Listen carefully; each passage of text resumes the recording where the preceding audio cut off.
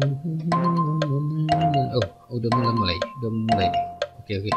Siap. Halo semuanya, assalamualaikum warahmatullahi wabarakatuh. Oke, kita sekarang mau mempelajari apa nih kita nih? Oh, tentang kalimat. Kalimat apa nih maksudnya nih? Kalimat bahasa Jepang nih mungkin ya. Oke, saya jelasin dulu ya. Dalam bahasa Jepang, ketika kita mau membuat kalimat dalam bahasa Jepang, kita harus tahu dulu tipe kalimat dalam bahasa Jepang itu seperti apa. Nah, tipe kalimat dalam bahasa Jepang ini ada dua tipenya. Ada kalimat yang tidak memiliki kata kerja dan kalimat yang memiliki kata kerja. Loh, maksudnya apa? Kalimat yang tidak memiliki kata kerja maksudnya apa nih? Oke, saya jelasin dulu. Saya jelaskan dulu. Kalimat yang tidak memiliki kata kerja dalam bahasa Jepang itu ada modelnya seperti itu. Misalkan sama dalam bahasa Indonesia juga begitu, sama ya. Ada kalau kalimat yang memiliki kata kerja itu kan ya ada kata kerjanya. Langsung gas masuk ke topiknya dah, basa-basi. Kita lihat di sini. Kalimat yang tidak memiliki kata kerja dalam bahasa Jepang itu mesti rumusnya begini. Polanya begini. Nani nani wa, nani des. Ya. Sedangkan kalimat yang memiliki kata kerja, ya nani nani wa, nani kata kerja. Apalagi nih? Ya pokoknya gitu. Oke, kita lihat dulu. Maksudnya apa? Nani wa, nani des ini. Jadi kekhasan dalam bahasa Jepang itu kalau kalimat yang tidak memiliki kata kerja yaitu nani wa, nani des. Yang sebelum wa ini apa? Ya, yaitu subjek. Nah, jadi subjek wa. Nah, wa ini adalah partikel. Dalam bahasa Jepang istilahnya partikel. Partikel itu apa? Yaitu artinya sebenarnya nggak ada sih artinya ya dalam bahasa Indonesia. Cuman wa ini adalah partikel penanda. Bahwa penanda sebagai penanda subjek. Jadi setelah subjek dalam bahasa Jepang itu selalu diikuti wa. Setelah topik kalimat subjek ini bisa topik kalimat atau pokok kalimat ya. Itu selalu diikuti wa. Selalu diikuti wa. Ya, ini partikel penanda. Kemudian di antara wa dan des ini apa? Yaitu predikat. Nah, kita jelaskan predikat ini bisa berupa apa aja? Yaitu bisa berupa kata benda, kata sifat, ya, atau kata bilangan, atau kata keterangan. Nah, kata keterangan ini bisa misalkan keterangan waktu, keterangan tempat, atau keterangan pelengkap. Pelengkap ini misalnya dengan siapa, ya, pakai apa. Ini keterangan pelengkap. Kemudian juga bisa frase. Nah, frase ini apa? Frase ini bukan kalimat, tapi udah memiliki arti. Jadi dua kata atau lebih ya. Misalkan mobil saya, nah itu adalah frase. Mobil saya itu kan frase. Maka ini akan saya jelaskan. Contohnya seperti apa? Kita lihat nih di sini. Nah, pokoknya tadi pola yang barusan. Di sini subjek wa, predikat des. Bisa berupa kata benda ya. Contoh di sini. Ini tas ya, tas. これはカバンです。これはカバンです。これはカバンです. Ini tas. これはカバンです. Nah, ini tas. Kabang ini diantara ini kan polanya predikat ya, kata benda. Tas ini adalah benda. Maka これはカバンです. Yang kedua, 彼女は綺麗です。 dia cantik. Sebentar. Kok cantik? Ini kan nenek-nenek. Aduh, salah saya bikin gambarnya. Aduh, sorry. Harusnya bukan gambar ini nenek-nenek ini. Tapi ya anggaplah ini kan dia mungkin 50 tahun yang lalu ya cantiknya ya. Oke, sorry. Kanojo wa kirei desu. Kanojo wa kirei desu. Dia cantik. Nah, ini kan cantik ini termasuk kata sifat atau kata keadaan ya, kata keadaan. Kalau tadi kabang ini kata benda, yang ini kata keadaan atau kata sifat. Berikutnya, ini apel nih. リンゴは2つです。リンゴは2つです。 Apel 2 buah. Nih, ringo wa futatsu desu. Ini kata bilangan ya, kata bilangan. Jadi apel ada 2 buah atau apel 2 buah gitu. Berikutnya. あそこはトイレです。 Asoko wa toire desu. Di sana toilet. Di sana toilet. Ini keterangan tempat ya. Ini tempat kan, toilet itu kan tempat. Maka di sini setelah wa, antara wa dan des itu predikatnya adalah toilet. Nah, kemudian ini apa nih? Hai. それは私の車です。Sore wa watashi no kuruma desu. Itu mobil saya. Nah, ini adalah frase ya. Ini frase nih. Jadi itu adalah mobil saya. Nah, bisa kita perhatikan di sini bahwa pola kalimat bahasa Jepang yang tadi saya bilang tidak ada kalimat yang tidak memiliki kata kerja, ya seperti ini. Nani nani wa, nani nani des. Jadi kesimpulannya bahwa kalau kalimat itu tidak ada kata kerjanya, maka diakhiri des belakangnya. Jadi nani nani wa, nani nani des gitu ya. これはカバンです。彼女は綺麗です。リンゴは2つです。あそこはトイレです。それは私の車です。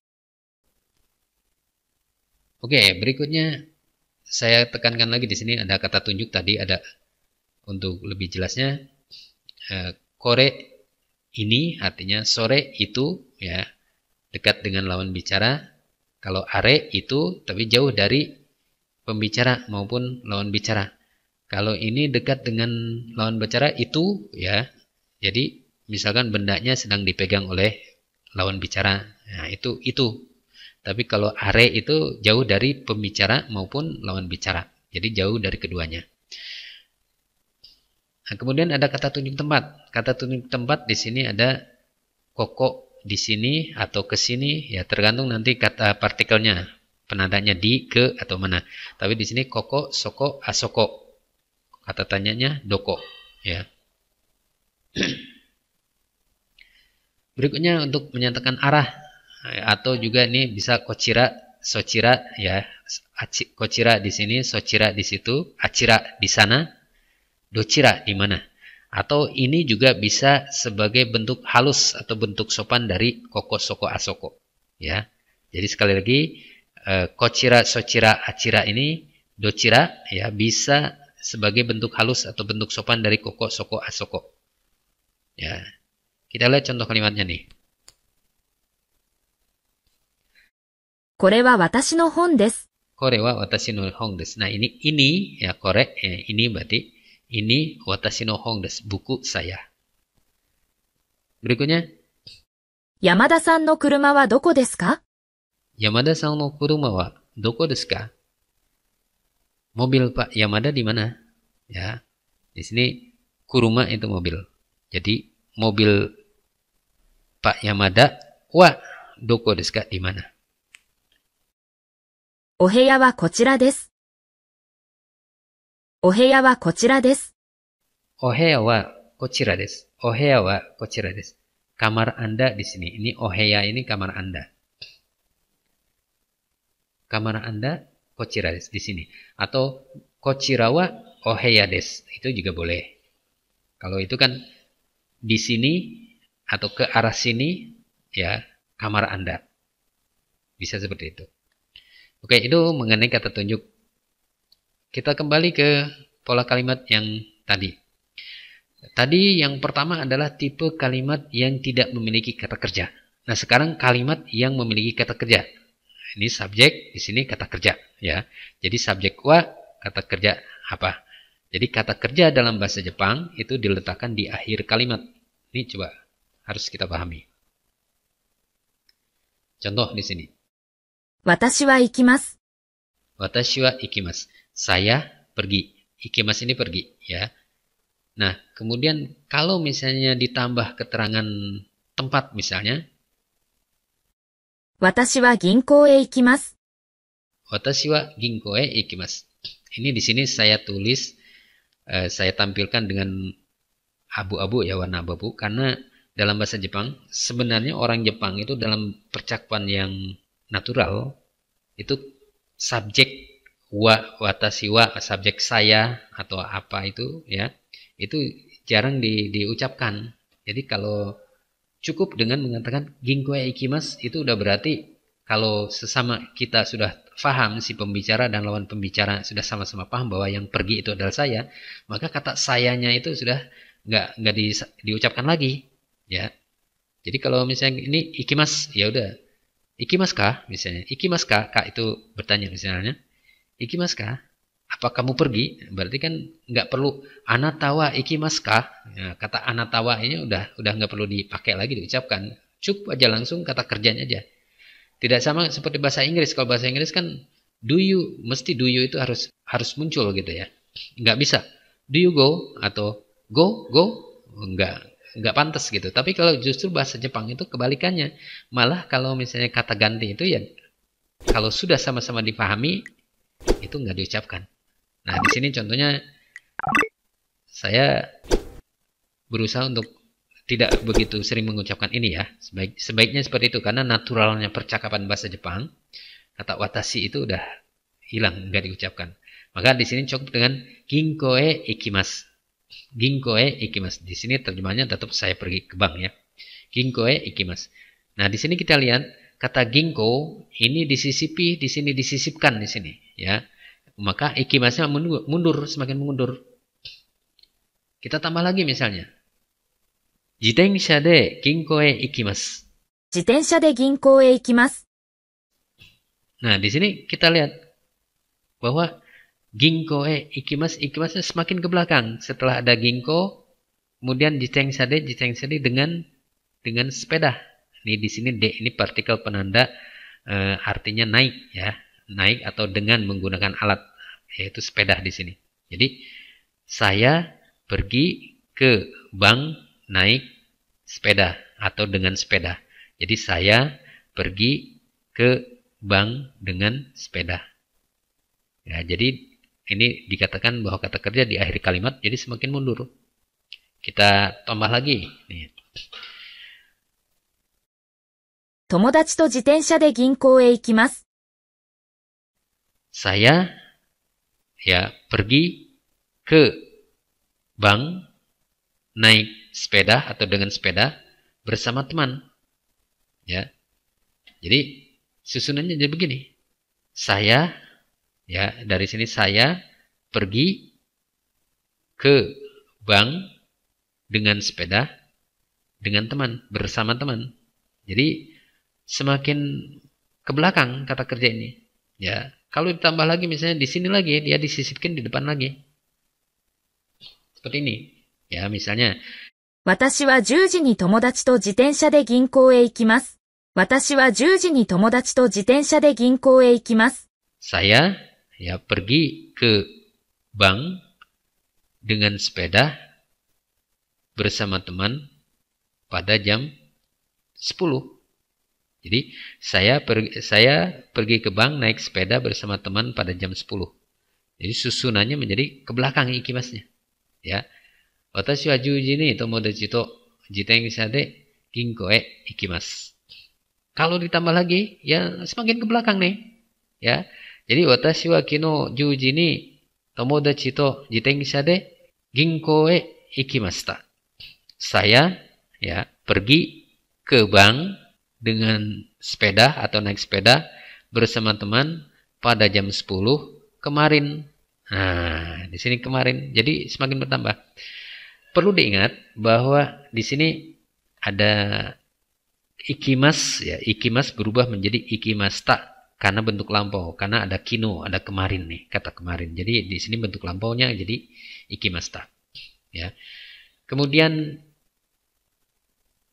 di sini sebenarnya ya keterangan ini kan keterangan waktu nih, kino keterangan waktu, juji ni keterangan waktu, tomodachi to ini keterangan pelengkap, jitensha de ini keterangan pelengkap dengan menggunakan alat, kemudian ginko keterangan tempat.